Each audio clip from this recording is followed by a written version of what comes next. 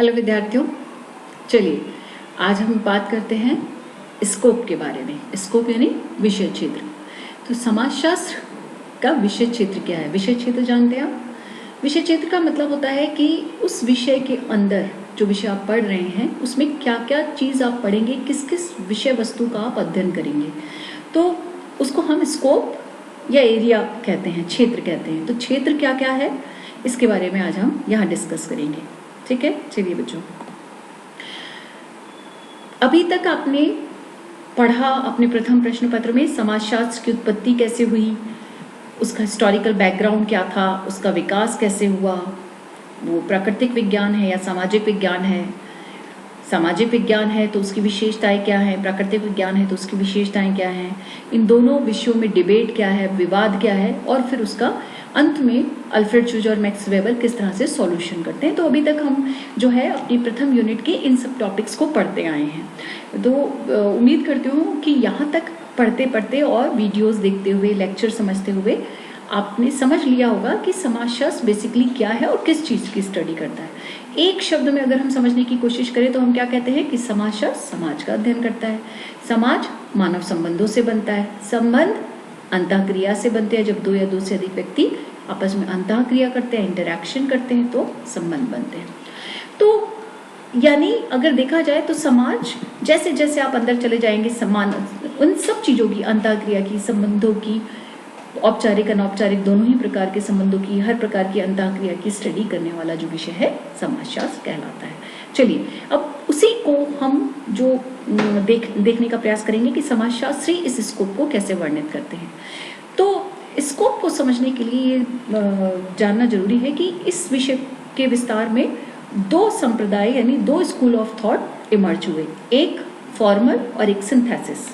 यानी औपचारिक स्वरूप समाजशास्त्र इसको कहते हैं, फॉर्मल सोशियोलॉजी स्वरूपात्मक संप्रदाय। संप्रदाय से मतलब स्कूल ऑफ थॉट, यानी जो एक विशिष्ट प्रकार के विचारों में विश्वास रखने वाले लोगों का समूह होता है उसको हम संप्रदाय या स्कूल, थॉट ऑफ स्कूल कहते हैं। तो जो फॉर्मल सोशियोलॉजी है, हमने ब्रैकेट में लिखा है विशिष्ट विज्ञान, यानी ये मानते थे कि समाजशास्त्र जो है एक स्पेसिफिक साइंस है, एक विशिष्ट विज्ञान है। क्यों? किसी भी चीज़ का आप अध्ययन करते हो तो उसमें दो चीज़ें होती हैं, एक फॉर्म स्वरूप और एक उसके अंदर क्या है अंतर्वस्तु कंटेंट। ठीक है, तो फॉर्म्स और कंटेंट, विषय वस्तु और स्वरूप। तो जो पहला ग्रुप है, जो ग्रुप ऑफ सोशल साइंटिस्ट है एक, जिसको आपने फॉर्मल स्वरूपात्मक संप्रदाय कहा, तो स्वरूपात्मक संप्रदाय के जो समाजशास्त्री थे या विचारक थे, वो पहले हम उसकी चर्चा करते हैं। वो कौन कौन हैं? जो मैंने रेड रंग से कर रखा है वो तो है उसके फाउंडर यानी संस्थापक। जॉर्ज सिमिल जो है इसके फाउंडर हैं, यानी स्वरूपात्मक संप्रदाय के संस्थापक हैं। और इसके जो समर्थक हैं इस समूह के, वो कौन कौन है? Max Weber, Alfred Vierkandt, Leopold von Wiese, Albion Small और फर्डिनेंड टोनिस। ये जो हैं ये इस विचारकों के, इस संप्रदाय के समर्थक हैं। क्या मानता है ये स्कूल या ये संप्रदाय? इस संप्रदाय का या इस ग्रुप ऑफ पीपल का, जो लोगों का या विचारकों का ये समूह है, ये मानता है कि कोई भी जो सोशल रियलिटी या सामाजिक घटना होती है, सामाजिक यथार्थ होता है, वो उसको दो भागों में बांट सकते हैं। जैसे अभी मैंने कहा, क्या? फॉर्म एंड कंटेंट, स्वरूप और अंतर्वस्तु। स्वरूप जो बाहरी ढांचा होता है, कंटेंट जो उसके अंदर है। फॉर एग्जाम्पल एक ग्लास है, तो जो ग्लास है, ग्लास का जो बाहरी है वो स्टील का है, मतलब वो जो बाहरी स्ट्रक्चर है कि वो चौकोर है, गोल है, लंबा है, छोटा है, वो उसका बाहरी जो आवरण है वो फॉर्म है, स्वरूप है। और उसके अंदर आपने क्या डाला है? आपने पानी डाला है, कोल्ड ड्रिंक डाला है, टी डाला है, तो वो उसका कंटेंट है। समझ में आ गया? तो दो ही एक कोई भी जो फिनोमिना या घटना होती है उस रियलिटी के दो एस्पेक्ट होते हैं, एक फॉर्म और एक कंटेंट, एक विषय, एक स्वरूप और एक अंतर्वस्तु, कंटेंट। चलिए आगे बढ़ते हैं। ये जो ग्रुप है ये कहता है कि समाजशास्त्र जो है एक विशिष्ट विज्ञान है, sociology is a specific science. क्यों कहते हैं ये विशिष्ट विज्ञान है? क्योंकि ये कहते हैं कि ये विशिष्ट विज्ञान इसलिए है क्योंकि यह केवल फॉर्म्स की स्टडी करता है। ये कोई भी जो घटना होती है, कोई भी सोशल रियलिटी होती है, सामाजिक यथार्थ होता है, उसके केवल फॉर्म यानी बाह्य स्वरूप की ही स्टडी करता है या अध्ययन करता है। समझ में आ रहा है? मैंने जैसे कहा कि कोई भी रियलिटी होती है उसके दो पक्ष होते हैं, एक फॉर्म, एक कंटेंट।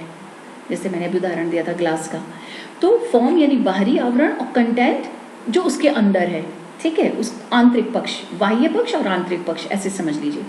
तो जो ये कहते हैं कि समाजशास्त्र एक विशिष्ट विज्ञान है, एक स्पेसिफिक साइंस है। क्यों है स्पेसिफिक साइंस? क्योंकि यह केवल जो सोशल रियलिटी है, सामाजिक यथार्थ है, उसके केवल फॉर्म की, उसके बाह्य पक्ष की ही स्टडी करता है या अध्ययन करता है, उसके आंतरिक पक्ष से इसका कोई लेना देना नहीं होता है, ठीक है। यानी कंटेंट की स्टडी नहीं करता, केवल फॉर्म की स्टडी करता है, और केवल फॉर्म या केवल स्वरूप का अध्ययन करने के कारण ये क्या है, स्पेसिफिक साइंस या विशिष्ट विज्ञान है। उदाहरण देखिए, उदाहरण हमने दिया है जैसे कॉन्फ्लिक्ट, संघर्ष। संघर्ष क्या है? ये कहते हैं एक फॉर्म है, एक स्वरूप है, और इसीलिए समाजशास्त्र जो है संघर्ष का अध्ययन करता है। सब्जेक्ट मैटर हो गया ये। समाजशास्त्र की जो विषय वस्तु, समाजशास्त्र केवल जो है संघर्ष का अध्ययन करता है, यानी संघर्ष के स्वरूप का अध्ययन करता है। इस बात की स्टडी हम नहीं करते कि संघर्ष किस चीज के लिए हो रहा है, आर्थिक संघर्ष है, राजनीतिक संघर्ष है, किस उद्देश्य से संघर्ष हो रहा है। ये जब हम अध्ययन करेंगे तो ये तो हो गया उसका कंटेंट, अंतर वस्तु, उसका आंतरिक पक्ष, और इसकी स्टडी बाकी के समाज विज्ञान करते हैं। अगर वो पॉलिटिकल कॉन्फ्लिक्ट है तो पॉलिटिकल साइंटिस्ट करते हैं, इकोनॉमिक आर्थिक संघर्ष है तो इकोनॉमिक्स करते हैं, अर्थशास्त्री करते हैं, ठीक है। धार्मिक है तो फिलॉसफी में उसकी स्टडी की जाती है। इनका ये कहने का अर्थ है, फिर से एक बार मेरी बात को समझने की कोशिश कीजिए, किसी भी रियलिटी, किसी भी यथार्थ, किसी भी घटना के दो पक्ष होते हैं, एक फॉर्म, एक कंटेंट, बाह्य पक्ष, आंतरिक पक्ष।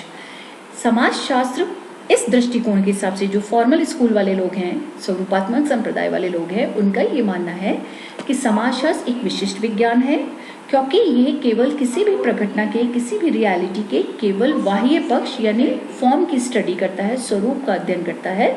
जैसे उदाहरण के लिए संघर्ष, हम संघर्ष का अध्ययन करते हैं, संघर्ष किस लिए हो रहा है इसका अध्ययन हम नहीं करते कि उसके पीछे की क्या उद्देश्य है। जैसे संघर्ष आर्थिक है, संघर्ष राजनीतिक है, संघर्ष धार्मिक है, तो इसकी स्टडी इससे जुड़े हुए समाज विज्ञान करते हैं। जैसे राजनीतिक कारणों से संघर्ष, राजनीतिक संघर्ष है तो पॉलिटिकल साइंस, आर्थिक है तो अर्थशास्त्र, और अगर धार्मिक है तो फिलॉसफी। समझ में आ रहा है? चलिए अब इसी को हम आगे बढ़ाते हैं। अब ये जो जितने भी मानने वाले, हमने यहाँ उससे पहले बता दिया आपको कि समाजशास्त्र के ये इस संप्रदाय के जो है फाउंडर कौन है और उसके समर्थक कौन कौन है। ये सभी ये मानते हैं कि समाजशास्त्र, हमने जैसे लिखा है कि सामाजिक जीवन का संपूर्ण रूप में या समग्र रूप में अध्ययन नहीं कर सकता।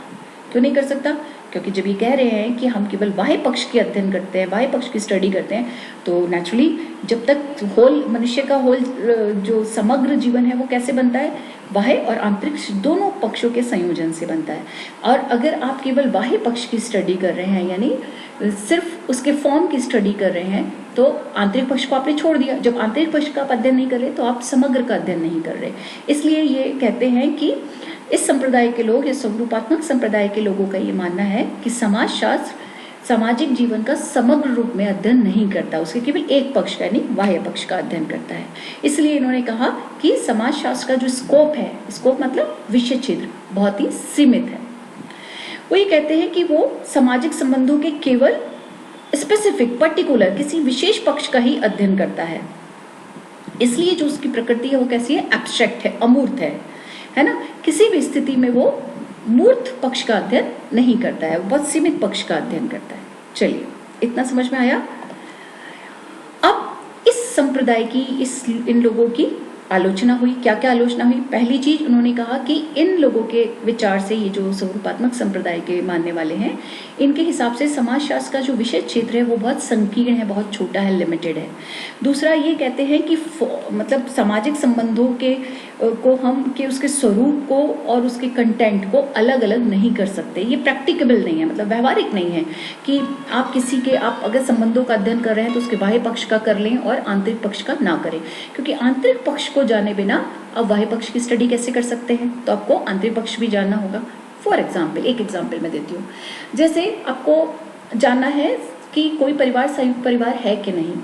संयुक्त परिवार की कुछ विशेषताएं होती हैं, जैसे 3 पीढ़ी, लगभग 3 पीढ़ी एक साथ, मतलब एक साथ रहती हों, संयुक्त किचन, एक किचन होनी चाहिए, संयुक्त संपत्ति होनी चाहिए, है ना, एक ही छत के घर के नीचे आवास होना चाहिए, एक अब अगर ये सारी चीजें हैं, हम की भावना होनी चाहिए, सामूहिकता की भावना होनी चाहिए, अगर ये सब चीजें हैं तो आप कहते हैं कि संयुक्त परिवार है। आप कहेंगे कि हम इस हिसाब से तो हम बाह्य पक्ष देखकर बता सकते हैं कि वो संयुक्त परिवार है कि नहीं। तो आपने क्या किया, आप गए किसी घर में, आपने देखा, आपने उनसे सवाल जवाब किए कि 3 पीढ़ी एक साथ रहती है, आपने लिख दिया 3 पीढ़ी एक साथ रहती है। एक किचन है, आपने देखा एक किचन है, लिख दिया। तो आपने बिना आंतरिक पक्ष जाने बाह्य पक्ष के आधार पर ही संयुक्त संपत्ति है, एक पूजा घर है, एक रसोई घर है, 3 पीढ़ी एक साथ रहती है, और आपने उसको बाह्य पक्ष के आधार पर, यानी उसके सिर्फ बाह्य स्वरूप को देखकर आपने कह दिया ये संयुक्त परिवार है। लेकिन एक पक्ष होता है सामूहिकता की भावना, वो कब मालूम होगी, वो बाहर से नहीं दिखाई देती। उसके लिए आंतरिक पक्ष का जानना, उसका कंटेंट का जानना आवश्यक है, उनके आपस में संबंध कैसे हैं, इंटरेक्शन कैसा होता है, रिलेशनशिप कैसी है, तब जाकर हम सही अर्थों में बता पाएंगे उसके आंतरिक पक्ष को जानने के बाद कि वहाँ हो सकता है 3 पीढ़ी रहती हो, रसोई भी एक हो, पूजा घर भी एक हो, लेकिन वो अलग अलग खाना बनाती हो, अलग अलग उनमें बंटवारा हो, इमोशनल सेपरेशन हो, तब आप क्या इसको जॉइंट फैमिली कहेंगे? नहीं। तो हमारा जो अध्ययन हो गया वो गलत हो गया, एक पक्षीय हो गया। इसलिए जरूरी है कि हम बाह्य के साथ साथ आंतरिक पक्ष का भी अध्ययन करें, तब हम किसी रियलिटी को समग्र रूप में जान पाएंगे। नेक्स्ट जो विशेषता है, नेक्स्ट जो क्रिटिसिज्म किया गया वो ये कहा गया कि दूसरे समाजों की तरह ही दूसरे सामाजिक संबंधों के स्वरूप का अध्ययन दूसरे विज्ञान भी करते हैं। केवल ऐसा नहीं कि समाजशास्त्री फॉर्म्स की स्टडी करता है, दूसरे समाज विज्ञान जो है वो भी फॉर्म्स की यानी बाह्य पक्ष की स्टडी करते हैं। तो इस संप्रदाय की आलोचना ही, और फिर एक नया स्कूल ऑफ थॉट उभर के आया, उसको नाम दिया गया सिंथेटिक सोशियोलॉजी। सिंथेटिक सोशियोलॉजी यानी पहला वाला था स्वरूपात्मक और दूसरा इसकी जो सिंथेटिक स्कूल जो होता है, इसको जो हम है जनरल साइंस यानी सामान्य, ये जो सिंथेटिक स्कूल है इसके लोग ये मानते हैं कि समाज शास्त्र जो है एक सामान्य विज्ञान है, अन्य विषयों की तरह यह भी एक सामान्य विज्ञान है। इसके जो फाउंडर, यानी मैंने जैसे पहले भी कहा कि जो मैंने रेड मार्क कर रखा है वो फाउंडर है, संस्थापक है। वो कौन है? पित्रिम सोरोकिन, पी सोरोकिन। और जो समर्थक हैं इस संप्रदाय के वो हैं दुर्खीम, हॉबहाउस और मॉरिस गिन्सबर्ग। ये जितने भी संस्थापक और समर्थक हैं, इन सबका क्या मानना है कि जो सिंथेटिक स्कूल होता है वो सामान्य विज्ञान है। कैसे? वो ये कहते हैं कि समाजशास्त्र कोई विशिष्ट विज्ञान नहीं है, एक सामान्य विज्ञान है अन्य समाज विज्ञानों की तरह, क्योंकि ये भी अन्य विज्ञानों की तरह फॉर्म और कंटेंट, स्वरूप और अंतर्वस्तु, विषय वस्तु, बाह्य पक्ष और आंतरिक पक्ष दोनों का अध्ययन करता है। इसलिए यह एक अन्य विज्ञानों की तरह एक सामान्य विज्ञान है। ठीक है। समन्वयात्मक, सिंथेसिस लिखा है तो सिंथेसिस का मतलब समन्वयात्मक, पहला स्वरूपात्मक संप्रदाय और दूसरा समन्वयात्मक संप्रदाय। उन्होंने कहा कि क्योंकि समाज के सारे पक्ष कैसे हैं? इंटर रिलेटेड है, अंतर संबंधित है, तो ऐसा हो ही नहीं सकता कि हम केवल बाह्य पक्ष की स्टडी करें और आंतरिक पक्ष की नहीं। जैसे अभी मैंने आप लोगों को जब पहले संप्रदाय का क्रिटिसिज्म किया तो जॉइंट फैमिली का उदाहरण दिया, सेम वही उदाहरण यहाँ पे अप्लाई करके देखिए कि सारे पक्ष इंटर रिलेटेड हैं, यानी आपको किसी भी घटना का अध्ययन करना है, अगर आप बाहरी तौर पे करेंगे तो केवल आधी जानकारी आपको मिलेगी, जब तक उसके आंतरिक पक्ष से आप इंटरफेस नहीं करेंगे, उससे अंतर्क्रिया नहीं करेंगे, आप उसको समझने का प्रयास नहीं करेंगे। ठीक है। तो सोशियोलॉजी इसका मतलब, अब ये जो संप्रदाय था वो ये कहते हैं कि समाजशास्त्र फॉर्म की स्टडी भी करता है, कंटेंट की स्टडी भी करता है, बाह्य पक्ष की भी का अध्ययन करता है और आंतरिक पक्षों का भी अध्ययन करता है, क्योंकि समाजशास्त्र समाज का अध्ययन करता है और समाज सभी पक्षों का, जितनी भी सामाजिक पक्ष हैं, जितनी भी सामाजिक संरचनाएं, सामाजिक अंतःक्रियाएं हैं, उन सब का अध्ययन करता है। चलिए, अब इन दोनों के समन्वय से एक तीसरा, जो पहला संप्रदाय था और दूसरा संप्रदाय था, उन दोनों के समन्वय से एक तीसरा उभर कर आया, जिसको इन्होंने एकीकृत संप्रदाय कहा, यानी इंटीग्रेटेड थॉट ऑफ स्कूल। इसके जो फाउंडर थे वो है टालगट पार्सन और इसके जो समर्थक है वो है आर.के. मर्टन, किंग्सले डेविस और मैकइवर। ये जो विचारकों का समूह है ये क्या मानता है? ये इन्होंने कहा कि एक ही घटना के अध्ययन में हम दोनों ही एक साथ लेकर चलते हैं। कैसे? इन्होंने कहा जब दो चीजें हैं, एक हमारा एक्शन है और एक हमारा सिस्टम है, एक स्ट्रक्चर है और एक स्ट्रक्चर जिन चीज़ों से बना, सोशल यूनिट से मिलकर बना है, उनका एक्शन है। जैसे फॉर एग्जाम्पल फैमिली जिन सदस्यों से मिलकर बनती है, मेंबर्स ऑफ फैमिलीज जो हैं, वो फैमिली का स्ट्रक्चर है, संरचना है। जैसे बच्चा है, बच्चे के माता पिता है, माता पिता के माता पिता हैं, दादा दादी, ताऊ चाचा नाना, ये जो आपके मेंबर्स ऑफ फैमिली हैं, यानी परिवार के जो सदस्य हैं, छोटी यूनिट और बड़ी यूनिट, इन सबकी क्रमबद्ध व्यवस्था से क्या बनी, परिवार की संरचना। तो ये तो हो गया स्ट्रक्चर। और ये सारे सदस्य जो रोल प्ले करते हैं, वो बच्चा रोल प्ले करता है, मदर करती है, दादा करते हैं, दादी करती है, बहू, बेटा, पिता, चाचा, ये सारे जो सदस्य हैं कोई ना कोई भूमिका, कोई ना कोई जिम्मेदारी, रोल का निर्वाह करते हैं। वो हो गई सोशल एक्शन। ठीक है, तो एक स्ट्रक्चर, फैमिली के जो मेंबर्स होते हैं वो स्ट्रक्चर बनाते हैं, और वो जो जो रोल या रिस्पॉन्सिबिलिटी निभाते हैं वो हो गई सोशल एक्शन, उनकी क्रिया। तो इस ग्रुप का ये मानना था, इंटीग्रेटेड ग्रुप का, कि जब हम सामाजिक क्रिया का विश्लेषण करते हैं, लोगों के व्यवहार का, लोगों के क्रियाओं का अध्ययन करते हैं, उसका विश्लेषण करते हैं, तब समाजशास्त्र एक विशिष्ट विज्ञान बन जाता है। जो स्वरूपात्मक संप्रदाय वाले कह रहे थे कि हम केवल उसका विशिष्ट विज्ञान की तरह अध्ययन करते हैं, उसके बाह्य पक्ष का अध्ययन करते हैं। और जब हम सोशल सिस्टम की बात करते हैं, तब सोशियोलॉजी या समाजशास्त्र जो होता है वो सामान्य विज्ञान बन जाता है, यानी जनरल साइंस बन जाता है, एक सामान्य विज्ञान की तरह। यानी क्रिया और संरचना, सामाजिक संरचना या सामाजिक व्यवस्था और सामाजिक क्रिया का अध्ययन करते समय एक के समय आप विशिष्ट हो जाइए और दूसरे का अध्ययन करते समय हम सामान्य हो जाते हैं। तो दोनों के समन्वय से, संयोजन से जो है एक स्कूल बना, और वो कहलाया इंटीग्रेटेड थॉट ऑफ स्कूल, यानी एकीकृत संप्रदाय। अब यहाँ पे क्या निकलता है रिजल्ट, कि जब हम स्कोप की बात करते हैं तब हम ये कहते हैं कि इसका मतलब ये हुआ कि समाजशास्त्र की प्रकृति और रिसर्चर का दृष्टिकोण या उसका परिप्रेक्ष्य, जो चीज़ है, ध्यान दीजिएगा, किसका, समाजशास्त्र घटना की जो सोशल फिनोमेना है उसकी प्रकृति कैसी है, और जो रिसर्च करने वाला है, अनुसंधान करता है, उसका पर्सपेक्टिव, उसका देखने का नजरिया, उसका दृष्टिकोण क्या है। तो रिसर्चर का दृष्टिकोण, अनुसंधानकर्ता का दृष्टिकोण या परिप्रेक्ष्य, और सामाजिक प्रघटना की प्रकृति तय करते हैं कि समाज विज्ञान जो है वो स्पेशल साइंस है या जर्नल साइंस है, विशिष्ट विज्ञान है कि सामान्य विज्ञान है। समझ में आ रहा है कुछ?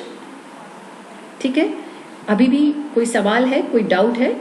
थोड़ा सा हो सकता है टिपिकल लगे, क्योंकि यहाँ हमने इन शॉर्ट में बताऊं तो 3 थॉट ऑफ स्कूल हो गए, 3 संप्रदाय हैं। एक कहता है हम फॉर्म की स्टडी करते हैं केवल, यानी बाह्य पक्ष का अध्ययन करते हैं, इसलिए हम विशिष्ट विज्ञान हैं। दूसरा संप्रदाय कहते हैं कि ऐसा संभव नहीं है, हम अन्य विज्ञानों की तरह ही अन्य समाज विज्ञानों की तरह हम भी एक सामान्य समाज विज्ञान है, तो हम फॉर्म की स्टडी भी करते हैं, बाह्य और आंतरिक पक्ष दोनों की स्टडी करते हैं, यानी फॉर्म और कंटेंट दोनों की स्टडी करते हैं। तीसरा ग्रुप निकल के आया और वो कहता है इंटीग्रेटेड थॉट ऑफ स्कूल।